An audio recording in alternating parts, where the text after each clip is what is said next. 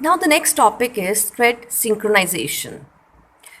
Thread synchronization हमने क्या study करना है कि कई बार बहुत सारे थ्रेड्स को एक कॉमन रिसोर्स की ज़रूरत होती है. Like there are many threads और उन सब को किसी एक वेरिएबल की या फिर डेटाबेस की या फिर किसी मेथड या फंक्शन की ज़रूरत है. उन सब ने उस रिसोर्स को यूज़ करना है. अगर हमने उनको मैनेज्ड वे से उस रिसोर्स को नहीं दिया तो क्या होगा, कई प्रॉब्लम्स अराइज हो सकती हैं. इसको और क्लियरली समझने के लिए let us take an example.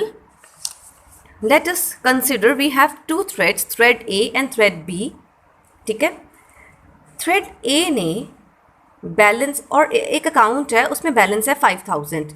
This balance is a shared resource. ये रिसोर्स है जो टू थ्रेड्स ने शेयर करना है साइमल्टेनियसली. तो देखो क्या होता है.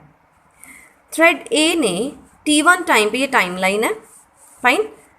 T0 टाइम पे balance is 5000. At T1 time thread A reads the balance, तो उसको कितना आंसर मिला, 5000, because the current balance is 5000. Then at time T2 the control goes to thread 2. The control of CPU it shifted to thread B, second thread.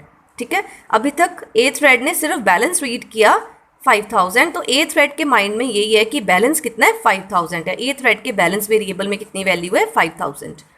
अब control thread B के पास चला गया. Thread B ने भी balance read किया, it is still 5000. Thread B ने 100 rupees add किए तो बैलेंस कितना हो गया, 5100. उसके बाद कंट्रोल फिर से A थ्रेड के पास गया. अब A थ्रेड के पास जो बैलेंस है अभी भी 5000 है. उसे नहीं पता कि B थ्रेड ने उसको अपडेट कर दिया, बैलेंस को 5100 कर दिया है. जब A थ्रेड ने भी 100 रुपीज़ ऐड किए तो उसने 5000 में 100 ऐड किए तो फिर 51 ही रह गए, जबकि होने कितने चाहिए थे, 5200, बिकॉज A ने भी 100 ऐड किए, B ने भी बैलेंस में 100 ऐड किए, तो टोटल 5200 होने चाहिए थे, लेकिन 5100 रह गए. ऐसा क्यों हुआ? ऐसा इसलिए हुआ क्योंकि A थ्रेड ने अपनी ट्रांजिशन को पूरा नहीं किया था और बीच में ही B थ्रेड के पास उस वेरिएबल का असेस मिल गया. A थ्रेड ने बैलेंस वेरिएबल को असेस किया, एक स्टेप परफॉर्म किया, कंट्रोल थ्रेड B के पास चला गया बैलेंस वेरिएबल का, उसने बैलेंस वेरिएबल में अपडेशंस की, फिर कंट्रोल A के पास आ गया और A ने अपनी ट्रांजैक्शन को फिर फिनिश किया. तो होना क्या चाहिए था, होना ये चाहिए था कि पहले A थ्रेड अपनी ट्रांजैक्शन सारी पूरी तरह से फिनिश कर ले, फिर B थ्रेड के पास कंट्रोल जाए, वो रिसोर्स फिर उसके बाद B थ्रेड को मिले. होना ये चाहिए था कि A थ्रेड को बैलेंस रीड करना है 5000, उसके बाद A ऐड कर दे 100 रुपीज़, 5100 हो गया. जब A ने अपनी ट्रांजैक्शन कंप्लीट कर ली फिर बैलेंस रिसोर्स जो है वो थ्रेड B के पास जाए, फिर CPU का कंट्रोल थ्रेड B के पास जाए, फिर थ्रेड B जब रीड करेगा बैलेंस तो उसको 5100 नज़र आएगा, बिकॉज A ने अपडेट कर दिया हुआ है पहले ही, और थ्रेड B जब उसमें 100 और ऐड करेगा तो 5200 हो जाएंगे. यानी कहने का मतलब कि एक रिसोर्स को एट अ टाइम दोनों थ्रेड्स साइमल्टेनियसली असेस कर रहे हैं, जिसके कारण गड़बड़ हो गई. ठीक है, तो होना क्या चाहिए, पहले एक रिसोर्स या पहले एक थ्रेड रिसोर्स को कंप्लीटली यूज़ कर ले, ठीक है, उसके बाद दूसरा थ्रेड उसको यूज़ करे. सो let us read the theory portion ताकि थिंग्स और क्लियर हो जाएं. Sometimes multiple thread may need to share a common resource. The resource can be a variable, it could be a database, or it could be a method in a class. For example, in a banking application, multiple threads may perform simultaneous operations. Like deposit thread होगा, एक withdraw thread होगा, एक inquire का thread होगा, वो सब एक account पे साइमल्टेनियसली ऑपरेशंस कर रहे हैं on a bank account, and may update a shared variable balance. और बैलेंस वेरिएबल पे डिपॉजिट हो रहा है, उसी टाइम पे विदड्रॉ हो रहा है, उसी टाइम पे एक इंक्वायर का थ्रेड बैलेंस को रीड कर रहा है. It may also happen that one thread is calling deposit and another thread is calling withdraw. So both threads need to update the balance. Any uncontrolled access of variable balance may lead to its wrong updation. जैसे अभी हमने देखा कि क्या हुआ, thread A ने अपनी transaction को कंप्लीट नहीं किया था कि बीच में ही जो रिसोर्स है वो थ्रेड B को मिल गया. थ्रेड B ने जो अपडेशंस की वो थ्रेड A को नज़र ही नहीं आई. ठीक है, तो आपने इतनी थ्योरी लिखने के बाद ये वाली फिगर बना देना 11.5। ये मैंने अनुराग सर की बुक से ली है, ठीक है, ये वहाँ से आपने फिगर बना देनी है और इसमें आप शो करोगे कि ये प्रॉब्लम आ जाती है अगर एक रिसोर्स को दोनों थ्रेड्स एक ही टाइम पे असेस कर रहे हैं। Fine. Due to these reasons, proper control and coordination, that is called synchronization, is required among multiple threads. Now, what is synchronization? Access to shared resource by multiple threads must be controlled and coordinated in such a way कि अगर बहुत सारे threads को एक resource चाहिए तो वो जो असेस है दैट शुड बी कोऑर्डिनेटेड इन सच अ वे कि only one thread assesses a shared resource at a time. एक टाइम पे एक ही थ्रेड को शेयर्ड रिसोर्स मिले, जब वो अपनी ट्रांजैक्शन को कंप्लीट कर ले फिर वो रिसोर्स दूसरे थ्रेड के पास जाए। कैसे, देखो, ये इतना लिखने के बाद अब आप ये वाली फिगर बना देना इसको और क्लियरली एक्सप्लेन करने के लिए, दिस वन। फाइन। इसमें क्या हो रहा है, देखो, this is a time line, ठीक है। Thread 1 and thread 2 both are in runnable state. Thread 1 running state में चला गया। थ्रेड 1 ने क्या किया, थ्रेड 1 को बैलेंस, जैसे ये एग्जाम्पल था, थ्रेड 1 को बैलेंस रिसोर्स चाहिए, थ्रेड 1 ने इसको लॉक कर लिया, अपने पास रख लिया, अपने कब्जे में कर लिया। सारी ट्रांजैक्शंस जब कंप्लीट कर ली थ्रेड 1 ने, फिर उसने लॉक खोल दिया। इतने टाइम पीरियड में थ्रेड 1 ने क्या किया, थ्रेड 1 ने बैलेंस रीड किया 5000, बैलेंस में 100 ऐड किया, 5100 हो गया। अब बैलेंस की वैल्यू 5100 है और उसने बैलेंस का लॉक खोल दिया। फिर थ्रेड 2 ने बैलेंस को लॉक किया और उसको कितना बैलेंस नज़र आया, 5100, और 5100 में 100 ऐड किया तो 5200 हो गया। कहने का मतलब कि जब थ्रेड 1 ने बैलेंस पर सारे ट्रांजैक्शंस परफॉर्म कर लिए उसके बाद ही थ्रेड 2 को वो रिसोर्स मिला। दोनों साइमल्टेनियसली उस रिसोर्स पे काम नहीं कर रहे, एक टाइम पे एक ही थ्रेड रिसोर्स को यूज़ कर रहा है। इसे कहते हैं सिंक्रोनाइजेशन। इस चीज़ को इंश्योर करना उसे कहते हैं सिंक्रोनाइजेशन, कि एक टाइम पे रिसोर्स एक ही थ्रेड के पास जाए। तो वो हम प्रोग्रामिंग भी देखेंगे कि हम किस तरह सिंक्रोनाइजेशन जावा में इम्प्लीमेंट कर सकते हैं, ठीक है। So I again read the line. This is very important line. Access to multiple threads must be coordinated and controlled in such a way that only one thread assesses the shared resource at a time. एक time पे resource एक ही thread को मिले। This can be achieved in Java by using a mechanism known as synchronization. तो ये हम कैसे इंश्योर कर सकते हैं, यूजिंग सिंक्रोनाइजेशन। फिर एक डायग्राम दी हुई है, जैसे शेयर रिसोर्सेस को 3 थ्रेड्स जो हैं असेस कर रहे हैं एक टाइम पे। Fine. Now synchronization is performed use in Java using the concept of monitors. अब हमने मॉनिटर्स पढ़ने क्या है, जावा में सिंक्रोनाइजेशन कैसे करते हैं, मॉनिटर यूज़ करके, मॉनिटर्स का कंसेप्ट यूज़ करके। Now what is a monitor? A monitor is use to synchronize access to shared resource. Monitor is like a building. Monitor को ऐसे मान लो जैसे एक बिल्डिंग है और उसमें वन स्पेशल रूम है और उस रूम में एक टाइम पे एक ही थ्रेड एंटर कर सकता है, ठीक है। जैसे कि हमने इस डायग्राम में देखा था, एक थ्रेड ही लॉक कर रहा है रिसोर्स को, ठीक है, और दूसरा जो है वो वेट कर रहा है। जब इसने अनलॉक कर दिया फिर दूसरे थ्रेड को रिसोर्स मिला। So monitor is like, you can से, एक रूम है जिसमें एक टाइम पे एक ही थ्रेड जा सकता है। जब वो बाहर आएगा फिर दूसरा थ्रेड जाएगा, यानी कि एक ही थ्रेड रिसोर्स को लॉक कर सकता है। जब उस थ्रेड ने रिसोर्स को अनलॉक कर दिया, पूरा यूज़ कर लिया, सारी ट्रांजैक्शंस परफॉर्म कर ली, उसके बाद ही दूसरा थ्रेड रिसोर्स को असेस कर सकता है। फाइन। अभी कंसेप्ट्स और क्लियर होंगे जब हम प्रोग्राम भी करेंगे। Okay, let's first discuss the theory portion. In order to gain access to shared resource, each thread needs to first acquire the monitor। कि कोई भी थ्रेड ने रिसोर्स को, शेयर्ड रिसोर्स को असेस करना है, लाइक बैलेंस को असेस करना है किसी थ्रेड ने, तो सबसे पहले उसके पास मॉनिटर होना चाहिए, यानी उसके पास लॉक होना चाहिए associated with the resource. Only one thread can own a monitor at a given time, thereby have access to shared resource. जिस थ्रेड ने रिसोर्स को असेस करना है उसके पास पहले मॉनिटर नाम का लॉक होना चाहिए उस रिसोर्स पर, ठीक है। उसने लॉक कर लिया रिसोर्स को, यूज़ कर लिया रिसोर्स, उसके बाद अनलॉक कर दिया। अनलॉक करने का मतलब उसने मॉनिटर को रिलीज़ कर दिया।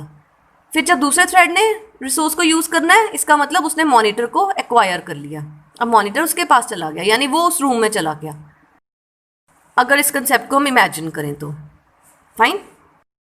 All other threads attempting to enter the monitor will have to wait until the first thread exits the monitor.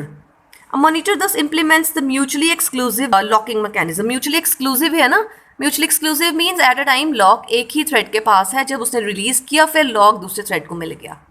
Simple सी बात है, रिसोर्स एक टाइम पे एक ही thread के पास होगा. ठीक है.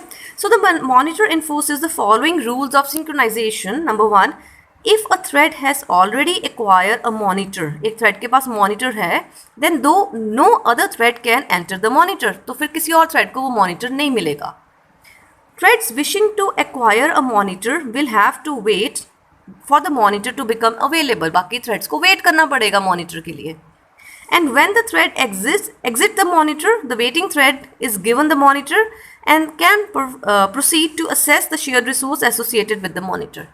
एक थ्रेड ने जब मॉनिटर को रिलीज़ किया, फिर जो वेटिंग थ्रेड्स हैं फिर उनमें से कोई एक मॉनिटर को असेस करेगा, यानी रिसोर्स को असेस करेगा, यूज़ करेगा, फिर उसको रिलीज़ करेगा. यानी जिस थ्रेड को रिसोर्स चाहिए वो उसको रिसोर्स को लॉक कर लेगा अपने पास. कोई और थ्रेड उस टाइम उस रिसोर्स में इंटरफेयर नहीं करेगा, जैसे कि इस एग्जाम्पल में हुआ था. इस एग्जाम्पल में ए अभी रिसोर्स को यूज़ कर ही रहा था कि बी ने बीच में इंटरफेयर कर दिया, जिसके कारण गड़बड़ होगी बैलेंस में. फाइन. Now thread synchronization. अब हमने थ्रेडिंग मल्टी थ्रेडिंग में सिंक्रोनाइजेशन कैसे करनी है. There are 2 ways to add synchronization in Java's threads. These are synchronize methods and synchronize blocks. बहुत सिंपल है, दोनों एक जैसे ही हैं, हल्का सा डिफरेंस है वो मैं आपको बताऊंगी. सो हमने दोनों का एक ही प्रोग्राम करना है और आपको कंसेप्ट क्लियर हो जाएगा. सो सिंक्रोनाइजेशन करने के लिए जावा में we have 2 methods, we have 2 ways. One is using synchronize method and another is using synchronize block. पहला है कि हम मेथड को ही सिंक्रोनाइज कर दें, मेथड यानी फंक्शन को. फंक्शन वो वाला जिसमें एक रिसोर्स शेयर हो रहा है सब में, और दूसरा है उस उतने ब्लॉक को सिंक्रोनाइज कर दें. दोनों देखेंगे फिर क्लियर होगा, इनका प्रोग्राम देखेंगे ना फिर क्लियर होगा. Now synchronize methods. First part. To make method synchronized means to add synchronized qualifier with it. Method को सिंक्रोनाइज बनाने का मतलब जो फंक्शन है उसके हेडर के साथ सिंक्रोनाइज्ड कीवर्ड ऐड कर दो. Such a method in which the thread may access shared resource must be synchronized. हम उस फंक्शन को सिंक्रोनाइज करेंगे जो बहुत सारे थ्रेड्स में असेस हो सकता है, जिसमें वो रिसोर्स पड़ा है जो बहुत सारे थ्रेड्स असेस करेंगे. उस फंक्शन को हम सिंक्रोनाइज कर देंगे. कैसे, हम प्रोग्राम में देखते हैं. If it updates the value of shared resource. Now let us take an example in which method is assessed by multiple threads in an unsynchronized way and thus produce incorrect results. So synchronization समझने से पहले मैं आपको problem समझाती हूँ कि problem क्या है, क्यों हमें सिंक्रोनाइजेशन की ज़रूरत पड़ सकती है. ठीक है. फिर उसके बाद हम समझेंगे कि हमने सिंक्रोनाइजेशन कैसे करनी है, मेथड वाले वे से एंड ब्लॉक वाले वे से. ठीक है. तो सबसे पहले उस चीज़ का प्रोग्राम कि जब सिंक्रोनाइजेशन नहीं की हुई तो प्रॉब्लम कहाँ आती है, यानी हम इस डायग्राम का प्रोग्राम करेंगे. ठीक है. इसके मैं आपको नोट्स दे दूंगी. ये प्रोग्राम मैंने खुद बनाया है, इसके आपको नोट्स दूंगी मैं. Okay. Now we have created a class account which is implementing runnable interface. So we are creating the thread this way by implementing runnable interface. हमने थ्रेड को एक्सटेंड करके यहाँ पे थ्रेड नहीं बनाया, हमने इम्प्लीमेंट किया रनेबल इंटरफेस को. In this class we have a data member balance which is of double type. ठीक है. और इसमें हमने 5000 वैल्यू स्टोर करवा दी. Then we have a method get balance जो कि बैलेंस की वैल्यू को रिटर्न कर रहा है. And we have a method deposit, जितनी अमाउंट आ रही है उसको वो बैलेंस में ऐड कर रहा है. डिपॉजिट मेथड कैसे चलेगा ये हम स्टेप बाय स्टेप देखेंगे जब हम मेन फंक्शन से एग्जीक्यूशन शुरू करेंगे. Then after that we have a run method. क्योंकि हमने इम्प्लीमेंट किया रनेबल इंटरफेस को, सो रन मेथड को हमें ओवरराइट करना है इस क्लास में. और रन मेथड में एक स्टेटमेंट हमने लिखी है, डिपॉजिट फंक्शन को कॉल किया और 100 value as a parameter send की है. Fine. And now we have created another class for the main function. Class का नेम आप कुछ भी रख सकते हो, मैंने रखा है विदाउट सिंक्रोनाइजेशन डेमो. ठीक है. इसमें मेन फंक्शन पड़ा हुआ है public static void main string arguments. और इसमें अकाउंट क्लास जो हमने पीछे बनाई है उसका एक ऑब्जेक्ट बना लिया, account A equals to new account. जैसे ही ए ऑब्जेक्ट डिक्लेयर हुआ, ए को मेमोरी स्पेस मिली. किन चीज़ों के लिए, वो सारे डेटा मेंबर्स के लिए जो अकाउंट क्लास में हैं. अकाउंट क्लास में कौन सा डेटा मेंबर था? अकाउंट क्लास में एक ही डेटा मेंबर है, बैलेंस डबल टाइप का। सो ए को बैलेंस के लिए 8 बाइट्स मिले, प्लस बैलेंस में 5000 भी चला गया। हमने पीछे देखा था कि बैलेंस में हमने 5000 डाल दिया था, ठीक है। सो ए के बैलेंस में 5000 चले गए, ठीक है। उसके बाद हमने 2 थ्रेड्स बनाए, T1 एंड T2। क्योंकि हमने रनेबल इंटरफेस को इम्प्लीमेंट किया तो हमें थ्रेड क्लास के कंस्ट्रक्टर में ए अकाउंट के जो ऑब्जेक्ट है उसको पास करवाना पड़ेगा, ठीक है। सो 2 थ्रेड्स बन गए, T1 and T2 of thread class, ठीक है। और दोनों थ्रेड्स को हमने स्टार्ट करवा दिया। अब जैसे ही हमने दोनों थ्रेड्स को स्टार्ट करवाया, इट मीन्स दोनों थ्रेड स्केड्यूलर की जो रनेबल क्यू है वहाँ चले गए और ऑलरेडी मेन थ्रेड एग्जीक्यूट हो रहा है। सो इट मीन्स जो रनेबल क्यू है उसमें इस टाइम 3 थ्रेड्स हैं। One is main thread, second is T1 thread and third is T2 thread. लेकिन हमने यहाँ पर ट्राई ब्लॉक में दोनों थ्रेड्स T1 एंड T2 के साथ जॉइन फंक्शन एग्जीक्यूट करवा दिया। जैसे ही T1 और T2 के साथ हमने जॉइन फंक्शन लगाया तो आपको ऑलरेडी पता है जॉइन फंक्शन क्या करेगा। जो T1 और T2 का पेरेंट थ्रेड है यानी मेन थ्रेड, वो जॉइन फंक्शन के कारण वेट करेगा, अपनी एग्जीक्यूशन आगे प्रोसीड नहीं करेगा तब तक जब तक T1 एंड T2 अपनी एग्जीक्यूशन को प्रॉपरली टर्मिनेट नहीं करते और डेड स्टेट में नहीं आ जाते। क्लियर? इट मीन्स कि क्यू में है तो 3 threads T1, T2 and main, लेकिन स्केड्यूलर अब T1 और T2 में से ही कोई थ्रेड सेलेक्ट करेगा एग्जीक्यूशन के लिए। मेन थ्रेड तो जॉइन के कारण हॉल्ट हो गया, वो अभी एग्जीक्यूट नहीं होगा तब तक जब तक T1, T2 कम्प्लीटली एग्जीक्यूट नहीं हो जाते। सो लेट अस सपोज कि स्केड्यूलर ने T1 थ्रेड को चूज़ किया एग्जीक्यूट करने के लिए, और आपको पता है किसी थ्रेड को एग्जीक्यूट करने का मतलब होता है कि उस थ्रेड के एसोसिएटेड रन मेथड एग्जीक्यूट होगा। सो let us suppose T1 thread execute होना शुरू हो गया, यानी कि T1 मेथड का रन फंक्शन एग्जीक्यूट होना शुरू हो गया, सी। सो T1 मेथड के रन फंक्शन में क्या है, डिपॉजिट फंक्शन की कॉल है एंड 100 एज अ पैरामीटर जा रहा है, ठीक है। सो देखो डिपॉजिट फंक्शन कॉल हुआ, ठीक है, और 100 एज अ पैरामीटर जो आया था वो अमाउंट में चला गया, ठीक है। और हम T1 थ्रेड इस टाइम चल रहा है, ठीक है। अमाउंट में कितना आ गया, 100। नाउ सी, सबसे पहले एक प्रिंट लाइन हम स्टेटमेंट प्रिंट करवा रहे हैं। कौन सी statement? Thread dot current thread dot get name.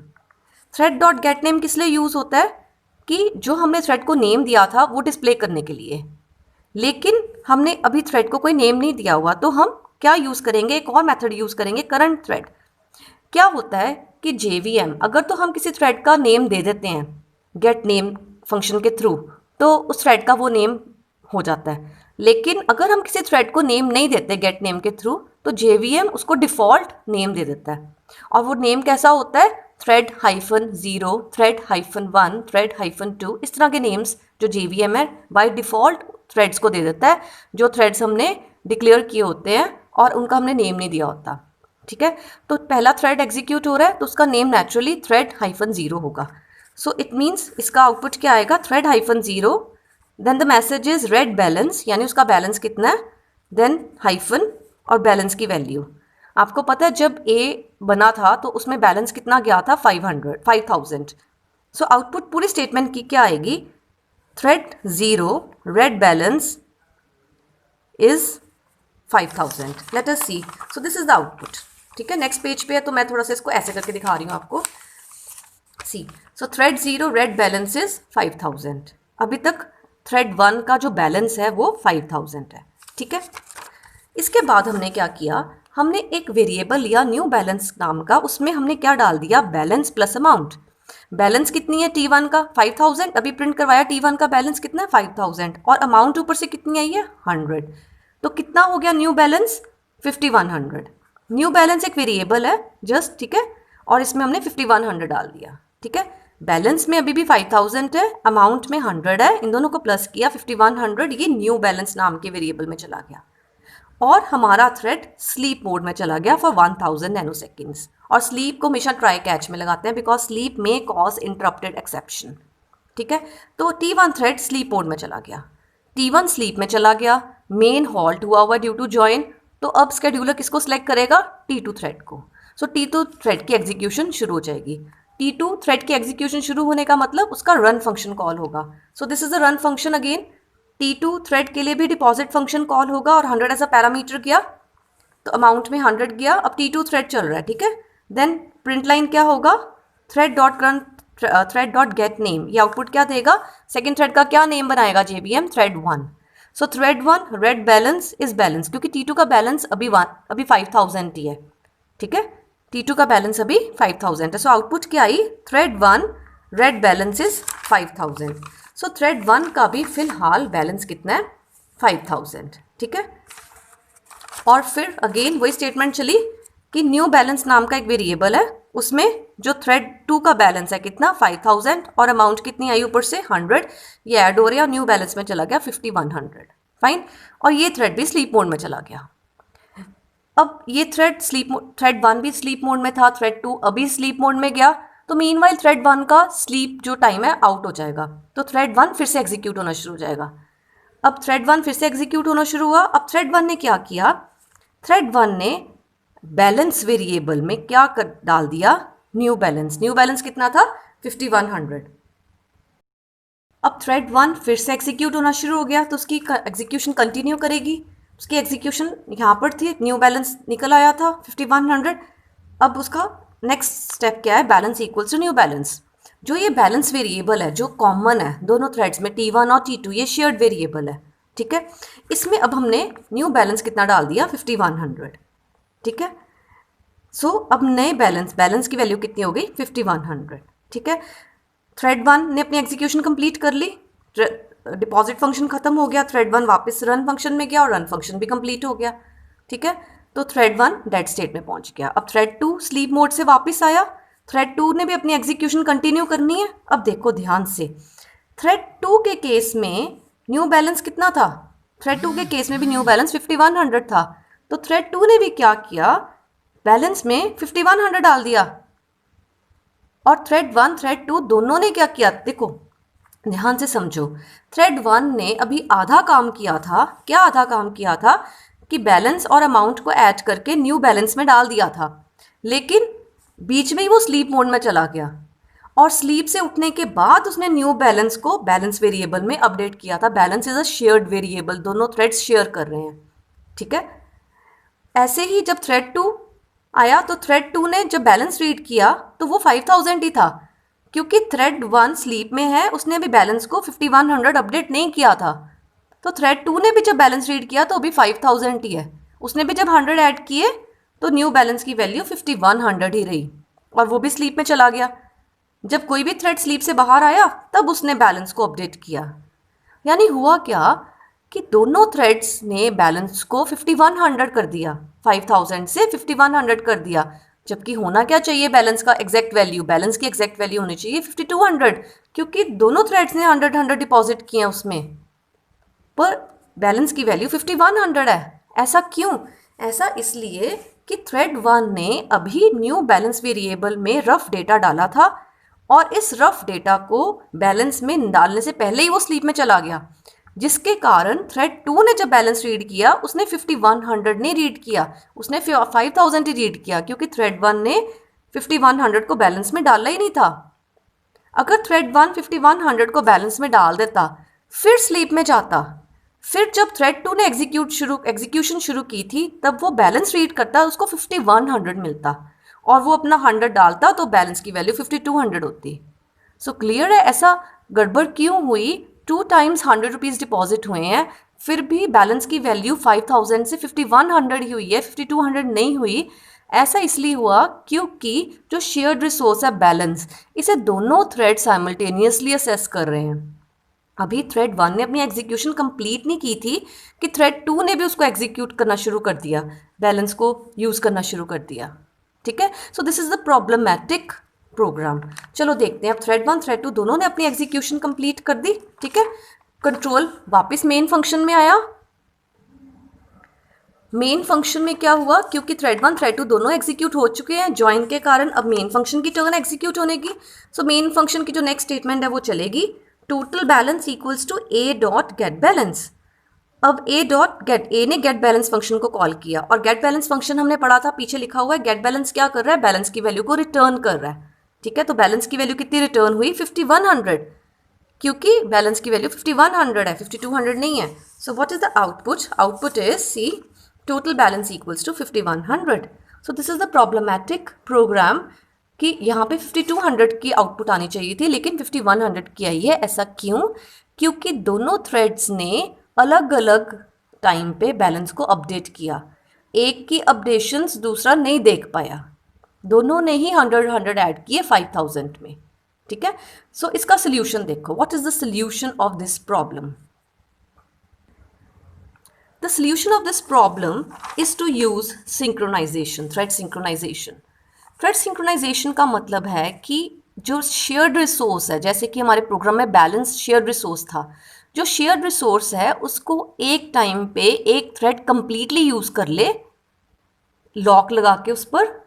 जब कंप्लीटली यूज़ कर लेगा वो लॉक को अनलॉक कर दे, फिर दूसरा थ्रेड उस रिसोर्स को यूज़ करे. यानी दोनों साइमल्टेनियसली ना यूज़ करें. पहले एक थ्रेड के पास बैलेंस का लॉक जाए, वो बैलेंस को लॉक कर ले या बैलेंस पे मॉनिटर लगा दे. ठीक है, जब पूरा बैलेंस को अपडेट कर देगा थ्रेड 1, फिर थ्रेड 2 के पास लॉक जाए. ठीक है, so this is synchronization. And in Java synchronization can be achieve by two ways, either by synchronize methods and synchronize blocks. अब जो सिंक्रोनाइज मैथड्स वाला वे है उसमें हम क्या करेंगे, जो मेथड या फंक्शन हमें लगता है कि इसमें प्रॉब्लम हो सकती है या इसमें शेयर्ड वेरिएबल है, जिस फंक्शन में शेयर्ड वेरिएबल यूज़ हो रहा है, लाइक हमने जो भी प्रोग्राम डिस्कस किया प्रॉब्लमैटिक प्रोग्राम, उसमें क्या था, उसमें डिपॉजिट फंक्शन में जो बैलेंस वेरिएबल था that was a shared variable.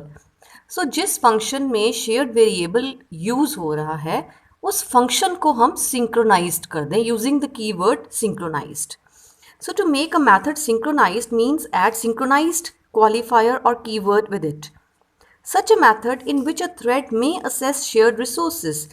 वो function जिसमें shared resource को use कर रहा है thread must be synchronized if it updates the value of shared resource. अगर shared resource की value update हो रही है उस function में, तब उस function को ज़रूर synchronized कर देना चाहिए ताकि एक thread shared resource को access करे, update करे, फिर ही वो शेयर्ड रिसोर्स दूसरे थ्रेड को मिले. ठीक है, देखो कैसे.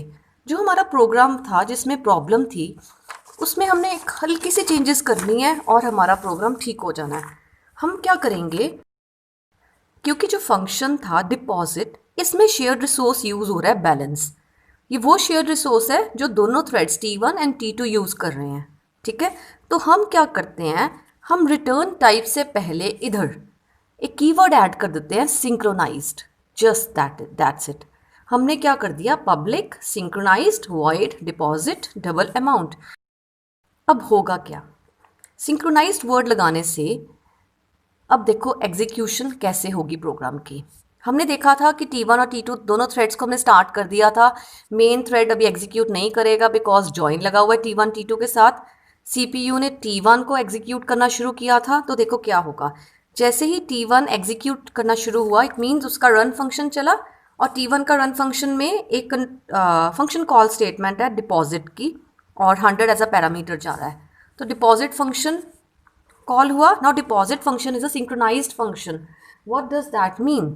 दैट मीन कि T1 थ्रेड ने अब डिपॉजिट फंक्शन को अपने कब्जे में ले लिया है. अब इस फंक्शन में कोई और वेरिएबल या और थ्रेड नहीं आ सकता जब तक ये फंक्शन T1 कंप्लीट नहीं कर लेता प्रॉपरली. ठीक है, सो सिंक्रोनाइज का मतलब क्या है कि T1 ने इस थ्रेड पे, आप समझ लो, इस थ्रेड को सीज कर लिया अपने पास. ठीक है, T1 की एग्जीक्यूशन प्रॉपरली होगी कंप्लीट जब उसका रन फंक्शन प्रॉपरली कंप्लीट हो जाएगा या डिपॉजिट फंक्शन प्रॉपरली कंप्लीट होगा. उसके बाद ही T1 जो है डिपॉजिट फंक्शन को रिलीज़ करेगा और फिर T2 की टर्न आएगी इसको सीज करने की. सो सी, T1 की एग्जीक्यूशन शुरू हुई, T1 ने डिपॉजिट को अपने अंडर ले लिया. तो अब देखो, so output I thread 0, read balance is 5000. ठीक है, then balance is 5000 plus amount is 100. तो न्यू बैलेंस कितना आया, 5100. देन जो थ्रेड है वो स्लीप मोड में चला गया. थ्रेड T1 स्लीप मोड में चला गया. और जैसे ही थ्रेड स्लीप मोड में जाता है वो अपना लॉक नहीं छोड़ता. 100 नैनो सेकेंड्स के लिए उसने डिपॉजिट फंक्शन पे लॉक पकड़ा हुआ है. लॉक नहीं छोड़ा उसने डिपॉजिट फंक्शन पे, लेकिन वो कुछ कर नहीं रहा, 100 नैनो सेकेंड्स के लिए समझ लो टाइम पास कर रहा है, लेकिन डिपॉजिट फंक्शन का लॉक अभी भी T1 के पास है। सो T2 थ्रेड अभी भी वेट कर रहा है रनेबल क्यू में अपनी टर्न की। तो जैसे ही T1 थ्रेड स्लीप से बाहर आया, T1 थ्रेड ने अपनी स्टेटमेंट एग्जीक्यूट की, balance equals to new balance. New balance was 5100। अब ये जो शेयर्ड रिसोर्स है बैलेंस, उसमें अपडेट हो गया 5100, ठीक है। और डिपॉजिट फंक्शन ख़त्म हुआ और रन फंक्शन भी ख़त्म हो गया। तो अब T1 जो है वो डेड हो गया।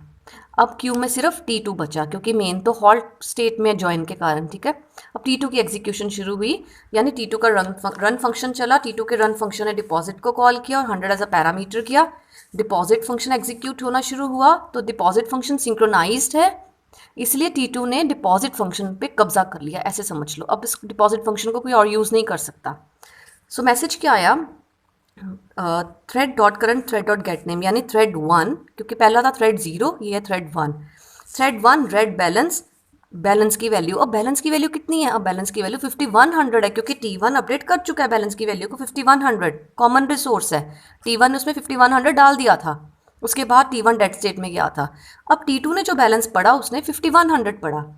अब 5100 में 100 ऐड किया, 5200 न्यू बैलेंस में चला गया, और T2 भी स्लीप मोड में चला गया, लेकिन उसने डिपॉजिट पे लॉक को छोड़ा नहीं, अभी रिलीज़ नहीं किया।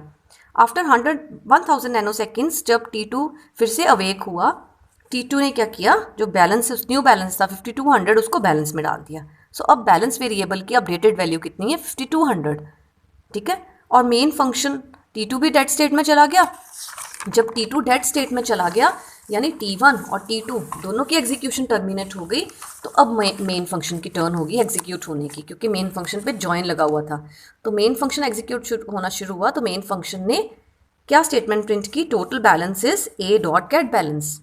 गेट बैलेंस फंक्शन ने बैलेंस की वैल्यू को रिटर्न किया, कितनी हो गई, बैलेंस की वैल्यू थी 5200, सो आउटपुट कितनी आई, टोटल बैलेंस इज 5200। ये पुराना प्रोग्राम है, इसमें 5100 लिखा हुआ है, लेकिन आउटपुट कितनी आएगी, टोटल बैलेंस इज 5200। फाइन। सो मैं आपको अभी चेंजेस बता देती हूँ कहाँ करने हैं। चेंजेस आपने सिर्फ डिपॉजिट फंक्शन में सिंक्रोनाइज्ड कीवर्ड लगाना है।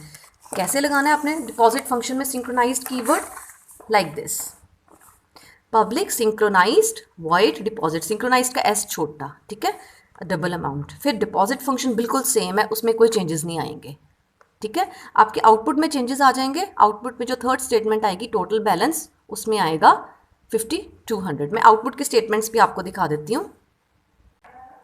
सो सी द आउटपुट, थ्रेड 0 ने जो बैलेंस रीड किया था दैट वाज 5000। थ्रेड 0 ने अपना एग्जीक्यूशन के टाइम पे बैलेंस को 5100 कर दिया था, ठीक है। जब थ्रेड 1 की टर्न आई, उसने बैलेंस रीड किया, देन दैट वाज 5100, क्योंकि थ्रेड 0 ने उसको अपडेट कर दिया था, ठीक है। तो थ्रेड 1 ने जब रीड किया, द बैलेंस वाज 5100, और थ्रेड 1 ने क्या किया, उस बैलेंस में फिर से 100 ऐड कर दिया, तो बैलेंस हो गया 5200। तो मेन फंक्शन में जब बैलेंस हमने डिस्प्ले किया, तो output is 5200। Fine. So this is जब हम सिंक्रोनाइज्ड मेथड वाला वे यूज़ करते हैं। दूसरा वे है सिंक्रोनाइज ब्लॉक यूज़ करना। उसमें क्या करना है, बहुत सिंपल है, हमने मेथड को सिंक्रोनाइज नहीं करना, यहाँ पे सिंक्रोनाइज कीवर्ड नहीं लगाना, रादर हमने फंक्शन के अंदर उतने ब्लॉक को सिंक्रोनाइज कर देना है, उतने ब्लॉक को सिंक्रोनाइज में डाल देना है। सो सिंक्रोनाइज दिस मीन्स हम दिस क्या करेंगे, दिस की जगह हम लिखेंगे बैलेंस, ठीक है। जिस जो शेयर्ड रिसोर्स है उसका नाम यहाँ पे आएगा। सो सिंक्रोनाइज्ड बैलेंस, और सारी कोडिंग हमने इस ब्लॉक में डाल देनी है, ठीक है। So this is synchronize block. So दोनों मेथड्स आप यूज़ कर सकते हो, synchronized method and synchronize block inside the method. तो मेथड सिंक्रोनाइज नहीं है, वाई, क्योंकि हो सकता है मेथड में और भी स्टेटमेंट्स हों जिसको सिंक्रोनाइज करने की ज़रूरत नहीं है, सारे मेथड को सिंक्रोनाइज करने की ज़रूरत नहीं है। सो हमने उतने ब्लॉक को ही सिंक्रोनाइज कर दिया जिसमें हमें लगता है कि शेयर्ड रिसोर्स की वैल्यू अपडेट हो रही है, और दोनों थ्रेड्स उसको साइमल्टेनियसली अपडेट ना कर दें और गड़बड़ ना हो जाए, ठीक है। सो सिंक्रोनाइज ब्लॉक्स की थ्योरी आप यहाँ से लिख सकते हो। Okay, now to wind up, synchronization पे क्वेश्चन आ जाए, then what will you write. सबसे पहले आप समझाओगे कि सिंक्रोनाइजेशन की ज़रूरत क्यों पड़ती है, ठीक है, और क्या प्रॉब्लम आ सकती है। ये लिखने के बाद you will draw this figure जो प्रॉब्लम शो कर रही है, हमें प्रॉब्लम दिखा रही है, ये प्रॉब्लम आ सकती है अगर सिंक्रोनाइजेशन नहीं की हुई। ये प्रॉब्लम समझाने के बाद आप प्रॉब्लमैटिक प्रोग्राम जो है ये वाला, ये आप लिख दोगे, जिसमें प्रॉब्लम आई थी, जिसमें फाइनल बैलेंस की वैल्यू 5200 की बजाय 5100 रह गई थी। ओके, तो सारी प्रॉब्लम वाली बातें हो गई। Then comes to the solution. तो इसके फिर आप सोल्यूशन बताओगे। इसका सोल्यूशन क्या है? Solution is synchronization. ठीक है, सिंक्रोनाइजेशन क्या होती है उसके बारे में लिख के, ये डायग्राम बना के यू विल टेल, एक इस तरह रफ सी डायग्राम इस तरह बना के कि this is what synchronization is, कि एक थ्रेड ने लॉक किया कॉमन रिसोर्स को, जब उसने अनलॉक किया तभी दूसरा थ्रेड उसको लॉक करेगा। एंड सिंक्रोनाइजेशन जावा में कैसे परफॉर्म करते हैं? मॉनिटर्स के थ्रू। ये समझा के देन यू विल से कि सिंक्रोनाइजेशन को 2 वेज से अचीव किया जाता है जावा में, synchronize methods and synchronize blocks. Then you will write some theory about synchronization methods, synchronized methods, and you will write the program for synchronized method. Program यही वाला है, बस यहाँ पर आपने synchronized कीवर्ड लिख देना है और इसकी आउटपुट जो मैंने आपको बताई है ये वाली आउटपुट आ जाएगी। ठीक है, फिर आपने सिंक्रोनाइज ब्लॉक की थियोरी लिखनी है और फिर से ये प्रोग्राम दोबारा लिखना है और ब्लॉक को सिंक्रोनाइज कर देना है। ठीक है, सिंक्रोनाइज दिस लिख के आपने ब्लॉक को सिंक्रोनाइज कर देना है, या सिंक्रोनाइज दिस लिख दो या सिंक्रोनाइज बैलेंस लिख दो। ठीक है, दिस में भी वही चीज़ आ जाएगी, बैलेंस ही आ जाएगा। Fine, this is keyword. ठीक है, ये कीवर्ड है और ये मैं ऑलरेडी आपको करवा चुकी हुई हूँ। Fine, so this is all about synchronisation.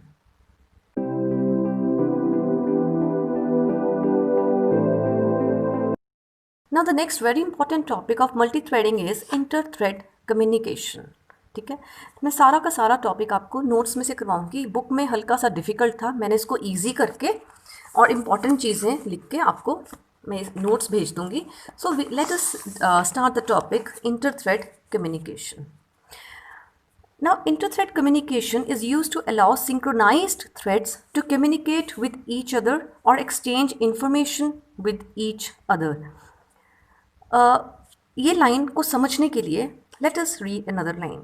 In order to understand inter thread communication, कि थ्रेड आपस में कम्युनिकेट कर रहे हैं, आपस में बातें कर रहे हैं, इसका क्या मतलब है? Late us consider a situation, एक सिचुएशन देखते हैं वेयर वी हैव 2 थ्रेड्स, हमारे पास 2 थ्रेड्स हैं। सपोज करो एक है प्रोड्यूसर थ्रेड, एक है कंज्यूमर थ्रेड।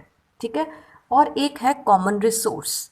जैसे बैलेंस था ना हमारे पास पहले, वैसे ही एक कॉमन रिसोर्स है। ठीक है, प्रोड्यूसर का क्या काम है? उस रिसोर्स में डेटा को प्रोड्यूस करना, और कंज्यूमर का काम है उस रिसोर्स में से डेटा को कंज्यूम कर लेना और वो रिसोर्स फिर से खाली हो जाएगा। फिर प्रोड्यूसर उसमें रिसोर्स प्रोड्यूस करेगा एंड कंज्यूमर उसको कंज्यूम कर लेगा। सो this is producer consumer problem. Let us consider a situation where we have 2 threads. One thread produces the data and stores it in the shared object, and the other thread consumes the data from that shared object. This problem is commonly known as producer-consumer problem.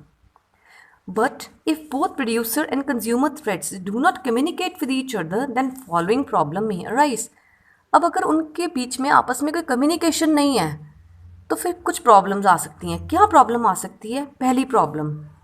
पहली problem ये आ सकती है कि जो producer thread है उसने data produce किया, लेकिन कंज्यूमर कुछ बिजी था, उसने भी डेटा कंज्यूम नहीं किया, आपस में कोई इंटरेक्शन नहीं है, कोई कम्युनिकेशन नहीं है। तो प्रोड्यूसर ने कुछ टाइम बाद दूसरा डेटा उस पर प्रोड्यूस कर दिया, ओवरराइट कर दिया।